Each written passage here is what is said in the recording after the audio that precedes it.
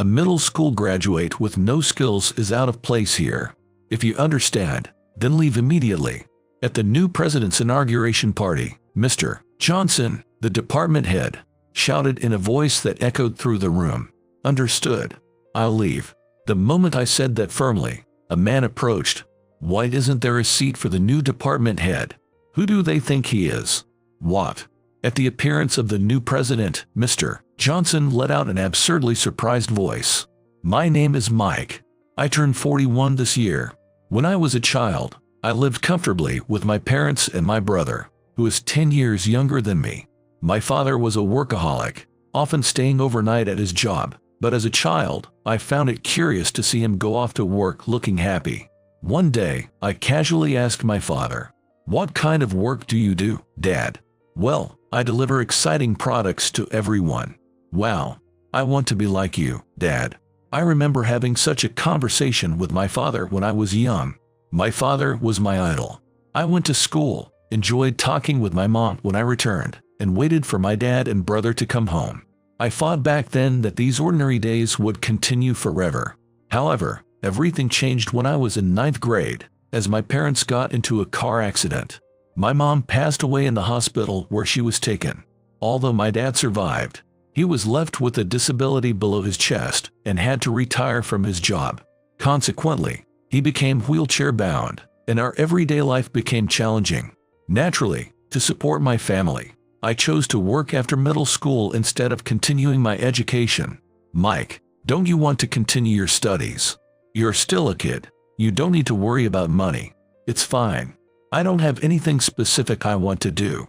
Right now, supporting our family is what I want most. So, I'm thinking of getting a job. At that time, I was 15.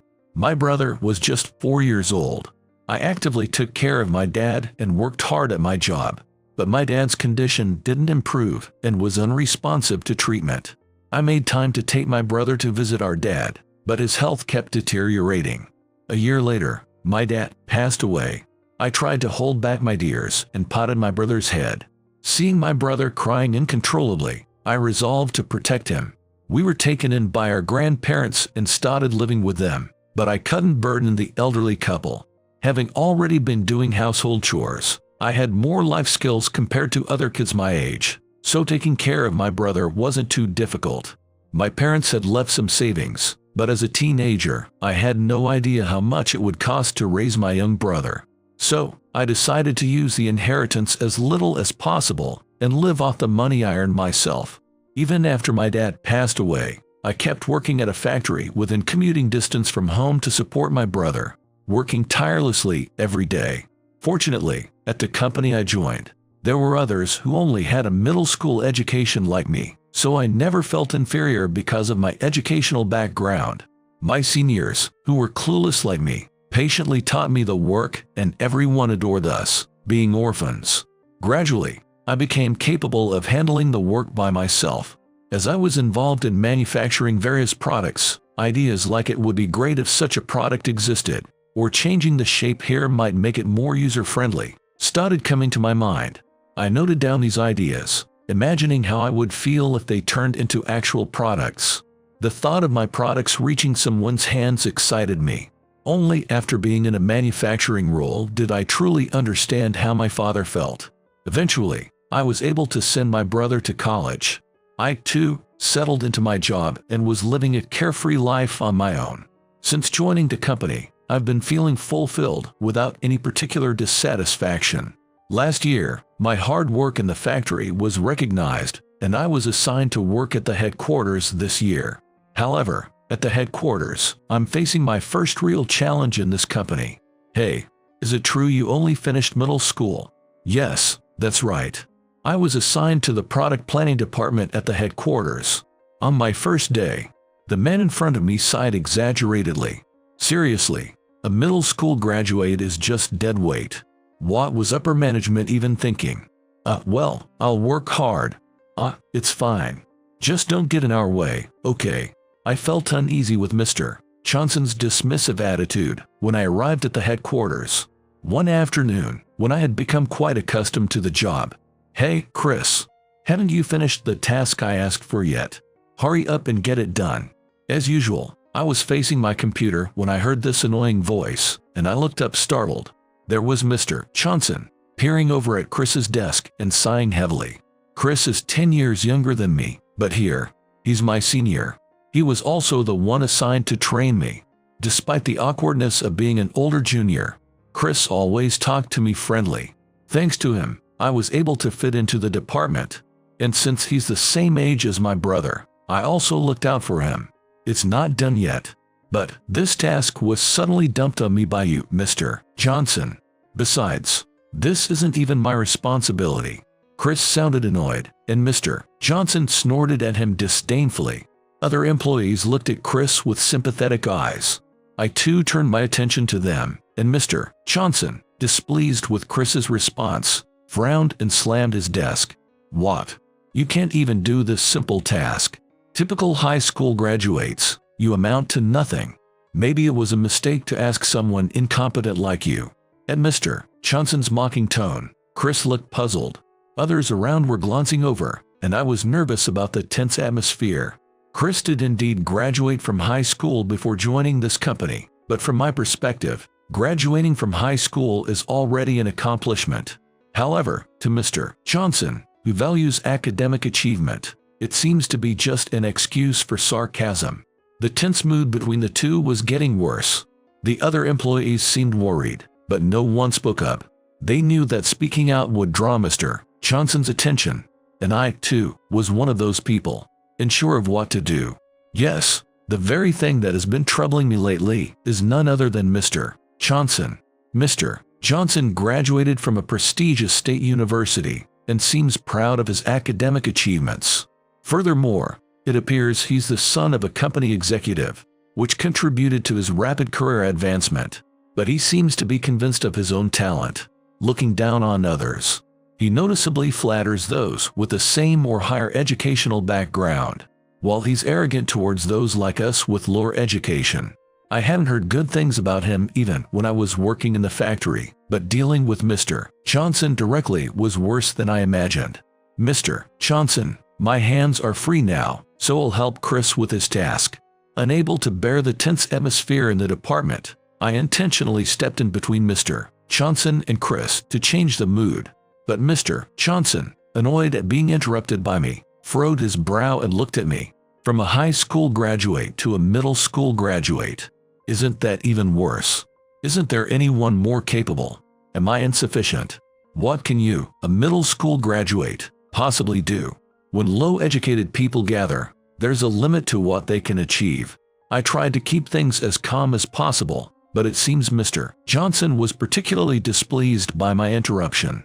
He pointed at me, hurling harsh words. And Mr. Johnson looked at me with an exasperated gaze, twisting his face. The trouble with Mr. Johnson is that, due to his high education, he has considerable confidence in his own background. That would have been fine, but Mr. Johnson seems unwilling to acknowledge anyone with a lower educational level than his, ignoring anything I say. He assigns unreasonable tasks to employees with lower education and speaks to them confrontationally. Of course, I, a middle school graduate, am no exception. From the day I arrived, the moment Mr. Johnson learned of my educational background, my status in his eyes was seemingly set. For now, Chris, just finish your work quickly. Mike, you don't have to do anything. There's no work for someone at the very bottom, both in position and education. On my way back to my desk, Mr. Johnson muttered this loud enough for me to hear. I had to resist the urge to sigh and pretended not to hear. I had to focus on my work, or the anger towards Mr. Johnson would overwhelm me. Indeed, I'm a middle school graduate, but Mr. Johnson is the first to openly mock my education. In this company, from my time in the factory, there has been no distinction based on education. Evaluations are based on work commitment and attitude. That's why I was able to get promoted. But Mr. Johnson's academic elitism confuses other employees too. At first, everyone was perplexed, but now they've gotten used to his attitude. Arguing with him is just a waste of time. However, the problem is that Mr. Johnson behaves the same way towards other employees. I never had a complex about my education, but some employees are conscious of theirs, and Chris is one of them. I haven't asked in detail, but apparently, he couldn't attend to the university he wanted. Every time Mr. Johnson mentioned education, Chris seemed more and more disheartened. Many employees in the department were demoralized or even mentally affected by Mr. Johnson's remarks. That day, too, Chris was ridiculed for his education, and it seemed like he was at a loss for what to do. When I invited him for lunch during the break, as expected, Chris looked utterly dejected. Chris is a straightforward and eager young man, but due to his earnest nature, he seemed to struggle with these issues a lot. Everyone knows how hard you work, Chris. I might not be much help, but I can at least listen.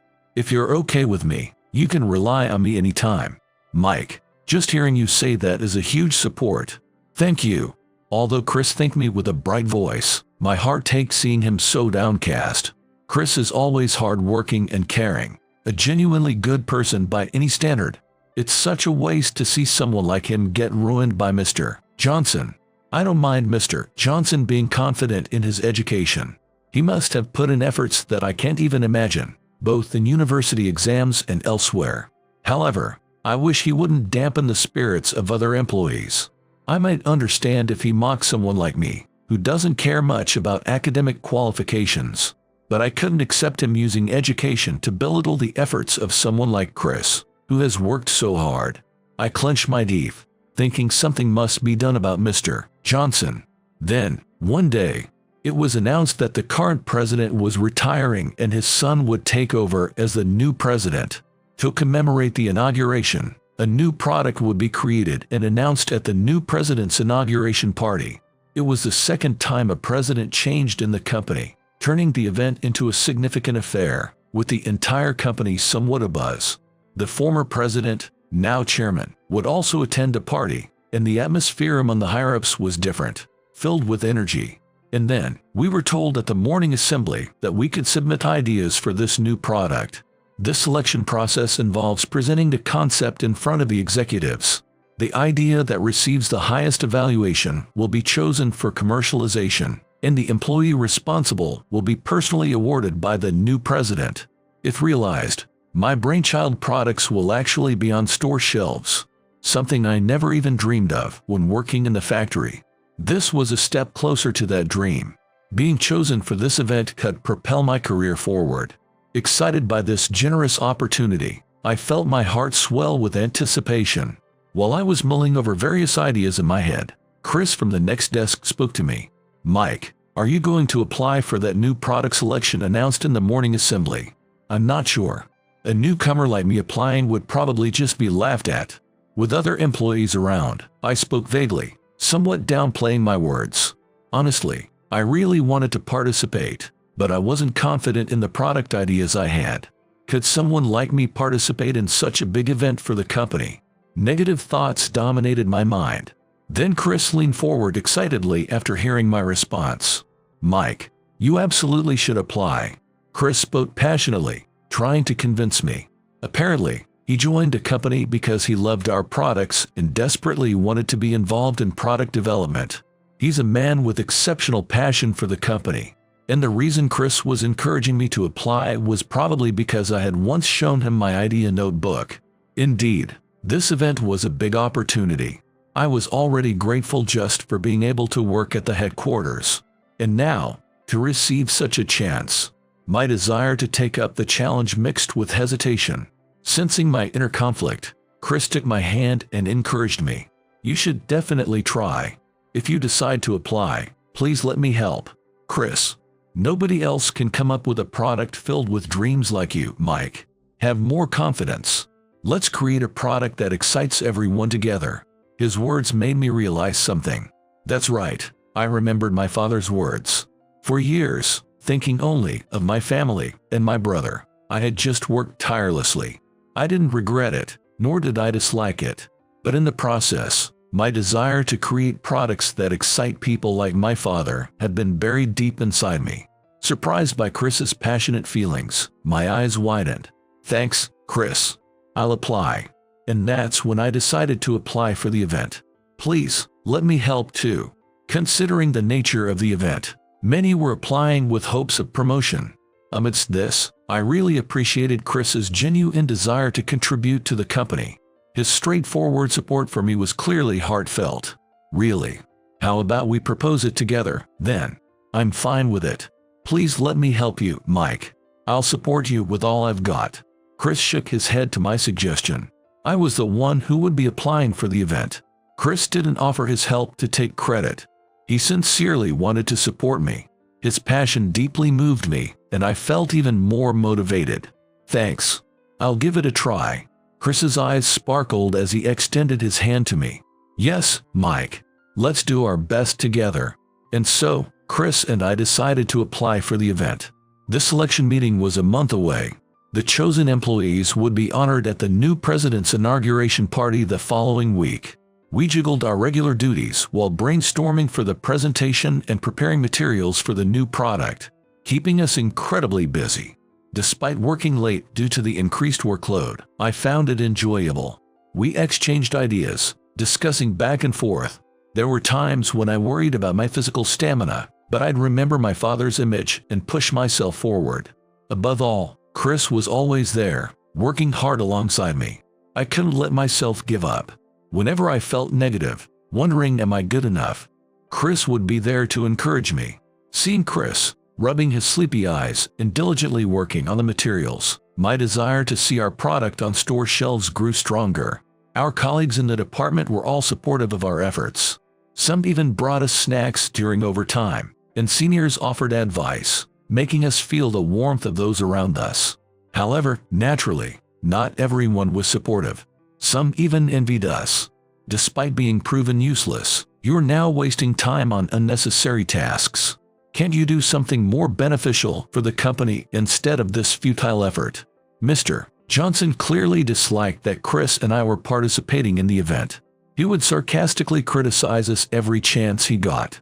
Sometimes, he deliberately increased our workload to hinder our presentation preparations, causing us trouble. Despite Mr. Johnson's attempts to hinder us, the cooperation of our colleagues helped us to persevere. Such behavior from a superior, deliberately obstructing juniors, was simply unacceptable. Yet, regardless of Mr. Johnson's actions, the enthusiasm Chris and I shared never waned. If anything, it fueled our desire to prove him wrong, driving us to give our all in the presentation. The night before the presentation, thanks for working late. Here's some coffee for you. Good luck tomorrow. Mr. President, thank you so much. I'm no longer the president, just the chairman now. Are you also submitting an entry? Yes, I plan to. Well, good luck to you. While Chris and I were at the office doing our final checks, the chairman himself came by with coffee. Even now, he visits the company and takes care of us employees. His thoughtfulness is unparalleled, even extending to offering drinks to regular employees like us working late into the night. With a pat on my shoulder and a kind smile, he left the room. The next day, the selection meeting was held. Including me, there were a dozen or so applicants. Chris was there in the audience to support me, and surprisingly, Mr. Johnson was also present. Though slightly nervous under everyone's gaze, I managed to deliver my presentation confidently and without any mistakes. The idea notebook I had diligently filled while working in the factory, now being shared with others, filled me with immense satisfaction. I conveyed the virtues of my product passionately to the judges and ended the presentation feeling content. Of course, I wasn't the only one who worked hard. The other employees also showed great enthusiasm for their projects, making the selection meeting lively and engaging. I learned a lot from the presentations of the other participants, captivated by their innovative product ideas. Finally, it was time for the results announcement. The concept for commercialization is the one proposed by Mike. Suddenly, my name was called on stage. For a moment, I couldn't grasp what was happening. Hearing the cheers of those around me, the reality of the situation slowly sank in. My product would be on store shelves. At that moment, tears naturally started to flow. After all the effort, I have been gloriously awarded. Mike, congratulations. We did it. Thank you. It's all thanks to you, Chris. Overwhelmed with joy, I rushed to Chris as soon as the announcement ended. We shared an emotional embrace. Chris must have been overjoyed too. His eyes slightly moist, He celebrated extravagantly. Then, an unpleasant voice broke the warm atmosphere. "It's just luck. It means nothing if it doesn't sell." Startled, I turned around to find Mr. Johnson, his face marked with dissatisfaction. His demeaning tone made my brow furrow. Normally, I would let such comments slide, but the heightened emotions of the moment made it impossible. I was infuriated, feeling like our hard work was being dismissed. What did he think of our efforts? What had we ever done to Mr. Johnson? Reaching my limit, I faced Mr. Johnson and spoke calmly. "Maybe you should have applied, Mr. Johnson. This is something Chris and I earned through our abilities, not luck." He seemed taken aback by my response. It's likely he never expected me to talk back. That should be it. I had always avoided conflicts with Mr. Johnson, fearing a sour relationship. I tried to comply with his instructions as much as possible, avoiding unnecessary strife. But this time, I couldn't let it go. After a moment of surprise, Mr. Johnson quickly regained his composure and clicked his tongue in annoyance. "Well, his concept is now subject to commercialization, but it makes no sense if the product fails in the market. I hope it doesn't turn out to be a disaster." With that final snide remark, he hurriedly left. "Mike, thank you for standing up for me. It's so frustrating. I won't let it go. And there's no way your product won't sell. I guarantee it. Thanks, Chris." After Mr. Johnson had left, Chris, with a grim expression, expressed his gratitude. It felt like he had dampened our celebratory mood. I didn't want the day to end on such a sour note. Just as I was about to invite Chris out for a drink, something happened. "Excuse me." The office door opened with a click. Turning around, I saw the chairman standing there. After glancing around, he addressed me. "Congratulations, Mike. Do you have a moment?" A week later, at the new president's inauguration party, a significant personnel change was announced. Naturally, our department was also affected by the reshuffle. The relationship between Mr. Johnson and me had been at its worst since the presentation day. My retort must have really hit a nerve. Mr. Johnson began ridiculing my middle school education more than ever. Additionally, his harassment has escalated, and at the same time, the workloads he dumped on me have increased. I hope this personnel change might improve things between us. With these thoughts, I headed to the office as usual. And then, still feeling unsettled, I dressed in my suit for the party. Each department had designated seating, and the new president's speech was scheduled first. I had to leave my seat temporarily for the new product presentation preparations. When I returned, I noticed a stir among the employees. "Sorry, Mike. This happened while I wasn't looking." Chris and the others looked at me anxiously.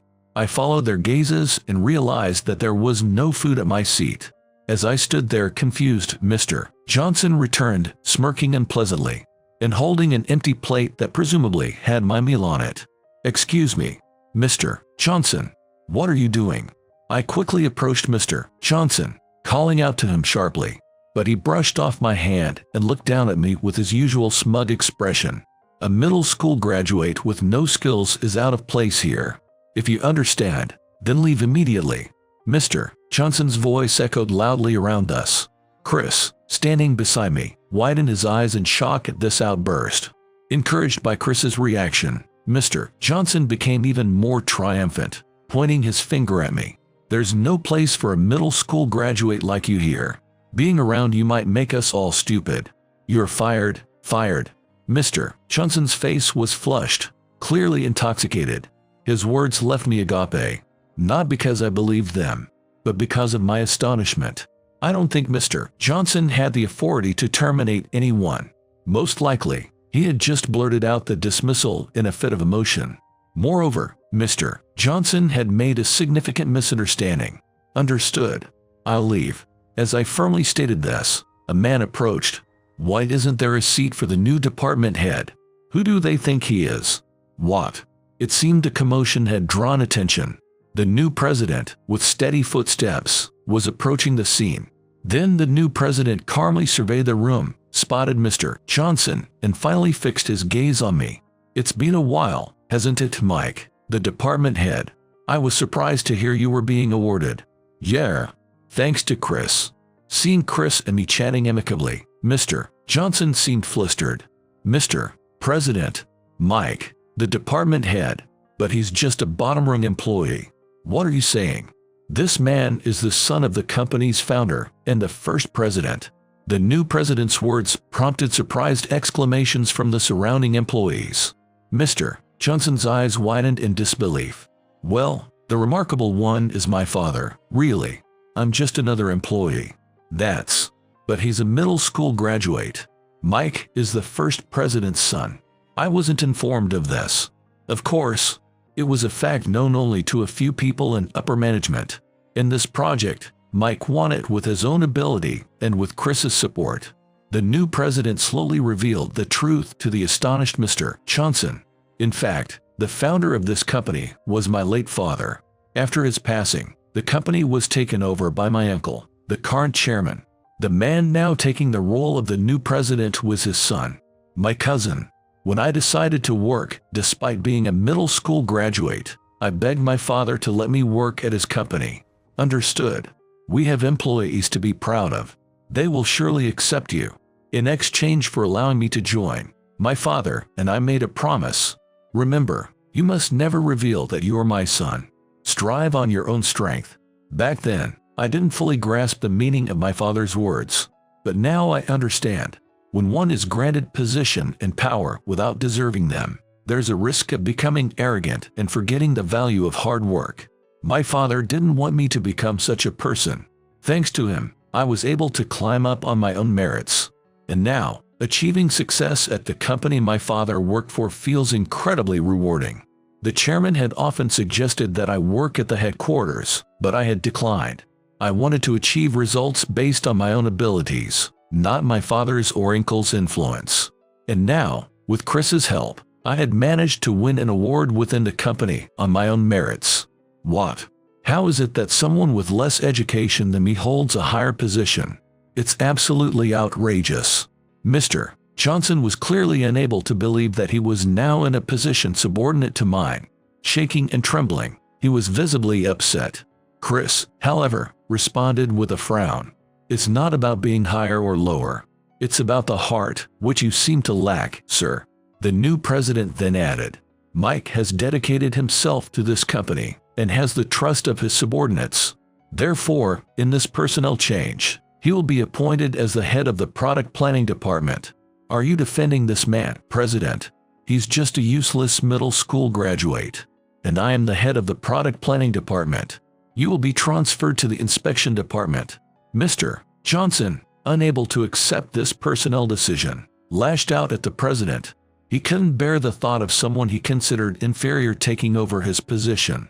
In our company, the inspection department being considered a backwater, essentially removing Mr. Johnson from the path to promotion, he was in disbelief. I can't accept this. How can I? I had never imagined myself as a department head. When the chairman first told me about this, I thought he was referring to my commitment to work, not that I would be chosen for such a position. When I stayed silent, the chairman, who had quietly approached, stood in front of Mr. Johnson. It was at my suggestion to my son. Do you have a problem with that? Then the chairman stood beside the new president. Mike is my nephew, but he's climbed the ladder without using my influence, unlike you, who abuses power and belittles others. The chairman's words left Mr. Johnson red-faced and trembling, while Chris, standing by, bowed deeply to me. I'll follow you, Mike, or rather, department head, for as long as I can. I felt a warmth in my heart hearing Chris's words. The other employees, who had witnessed everything, burst into applause. I had always felt like someone who supported others in life. I had somewhat resigned myself to being a supporter, even neglecting my own dreams. Perhaps, deep down, I had always been conscious of my educational background. But now, being recognized and celebrated, I realized how many people had actually seen me for who I was. Mr. Johnson, even after hearing all this, do you still think he's unfit to be a department head? Asked the new president. At this, Mr. Johnson was finally at a loss for words. Congratulations again, Mike, on your appointment. We look forward to your contributions.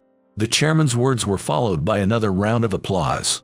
Afterward, Mr. Johnson left the company.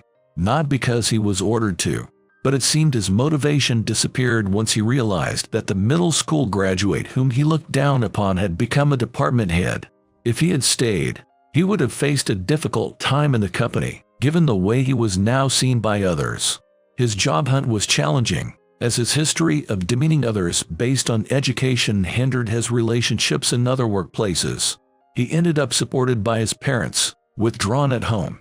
As for me, I'm now a department head, busy but fulfilled. Sir, how about a drink today? Sure, sounds good. Let's go. I'm working closely with my team, including Chris, striving to create better products. It's reassuring to know that people do see you for who you are. Our department is busy, working to bring our new products to the world. This happiness isn't solely my achievement. Just as I've been there for others, others have supported me. I hope to continue creating products that make many hearts flutter, never forgetting humility, regardless of my position.